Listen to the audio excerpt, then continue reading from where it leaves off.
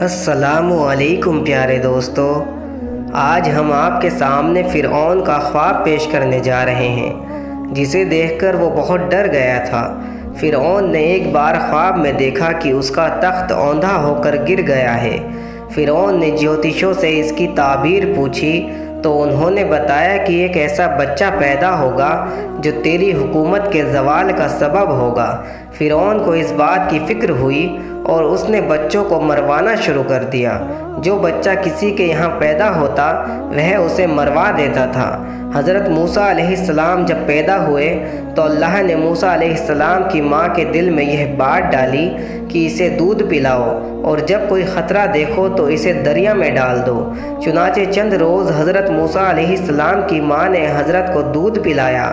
اس عرصے میں حضرت موسیٰ علیہ السلام نہ روتے تھے، نہ ان کی گود میں حرکت کرتے تھے، نہ آپ کی بہن کے سوا کسی اور کو آپ کی پیدائش کا علم تھا۔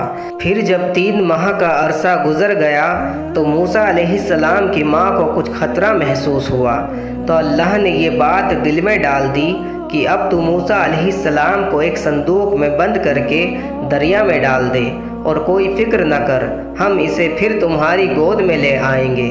چنانچہ ان کی ماں نے ایک صندوق تیار کیا اور اس میں روئی بچھائی اور موسیٰ علیہ السلام کو اس میں رکھ کر صندوق بند کر دیا۔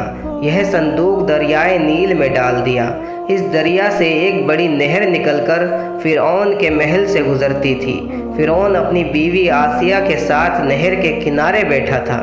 جب ایک صندوق نہر میں جاتے دیکھا تو اس نے کنیزوں اور غلاموں کو صندوق نکالنے کا حکم دیا۔ وہ صندوق نکال کر سامنے لایا گیا۔ کھولا تو اس میں ایک نورانی شکل فرزند جس کی پیشانی سے وضاحت و اقبال کے آثار نمودار تھے نظر آیا۔ دیکھتے ہی فرعون کے دل میں ایسی محبت پیدا ہوئی کہ وہ فدا ہو گیا، لیکن قوم کے لوگوں نے اسے ورغلایا اور کہا کہ ممکن ہے کہ یہی وہ بچہ ہو جس نے آپ کی حکومت کو برباد کرنا ہے، کیا معلوم یہ کس سرزمین سے بہتا ہوا آ گیا ہے۔ چنانچہ فرعون آپ کے قتل پر آمادہ ہوا تو فرعون کی بیوی آسیہ جو بڑی نیک خاتون تھی کہنے لگی کہ یہ بچہ میری اور تیری آنکھ کی ٹھنڈک ہے، اسے قتل نہ کر۔ تجھے جس بچے سے اندیشہ ہے وہ تو اسی ملک کے بنی اسرائیل سے بتایا گیا ہے۔ آسیہ کی یہ بات فرعون نے مان لی اور حضرت موسیٰ علیہ السلام فرعون کے محل میں رہنے لگے۔ فرعون نے آپ کو دودھ پلانے کے لیے دائیاں بلائی مگر حضرت موسیٰ علیہ السلام کسی دائی کا دودھ نہ پیتے تھے۔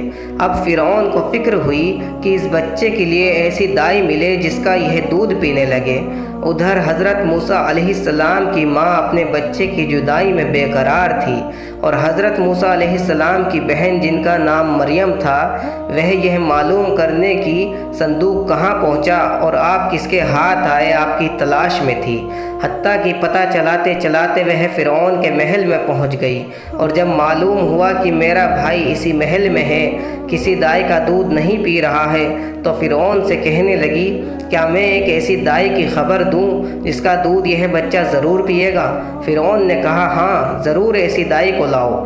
چنانچہ وہ اس کی خواہش پر اپنی والدہ کو بلا لائی۔ جب وہ آئی تو موسیٰ علیہ السلام فرعون کی گود میں تھے، دودھ کے لیے رو رہے تھے۔ فرعون آپ کو بہلا رہا تھا۔ جب آپ کی والدہ آئی تو آپ نے ان کی خوشبو پائی تو آپ چپ ہو گئے اور اپنی والدہ کا دودھ پینے لگے۔ فرعون نے پوچھا تو اس بچے کی کون ہے جو اس نے کسی دائی کا دودھ نہیں پیا اور تیرا جھٹ پی لیا ہے؟ انہوں نے کہا میں ایک پاک صاف عورت ہوں، میرا دودھ خوشبودار ہے، جسم خوشبودار ہے، اس لیے جن بچوں کے مزاج میں نفاست ہوتی ہے وہ اور عورتوں کا دودھ نہیں پیتے ہیں، میرا دودھ پی لیتے ہیں۔ فرعون نے بچہ انہیں دیا اور دودھ پلانے پر انہیں مقرر کر کے فرزند کو اپنے گھر لے جانے کی اجازت دے دی۔ چنانچہ آپ موسیٰ علیہ السلام کو گھر لے آئی۔ اللہ تعالیٰ کا یہ وعدہ پورا ہو گیا کہ ہم اسے پھر تمہاری گود میں لے آئیں گے۔ اس طرح موسیٰ علیہ السلام کی پرورش خود فرعون کے ذریعے ہونے لگی۔ آپ دودھ پینے کے زمانے تک اپنی والدہ کے پاس رہے۔ اس زمانے میں فرعون انہیں ایک اشرفی روزانہ دیتا رہا۔ دودھ چھڑانے کے بعد آپ موسیٰ علیہ السلام کو فرعون کے پاس لے آئی اور آپ وہاں پر پرورش پاتے رہے۔ پیارے دوستو، اللہ تعالیٰ بڑی قدرت اور بے نیازی کا مالک ہے کہ موسیٰ علیہ السلام کو خود فرعون ہی کے محل میں رکھ کر ان کی پرورش فرمائی۔ دوستو دعا کیجئے کہ اللہ تعالیٰ ہمیں ہر حال میں صبر اور شکر کرنے کی توفیق عطا فرمائے۔ آمین ثم آمین۔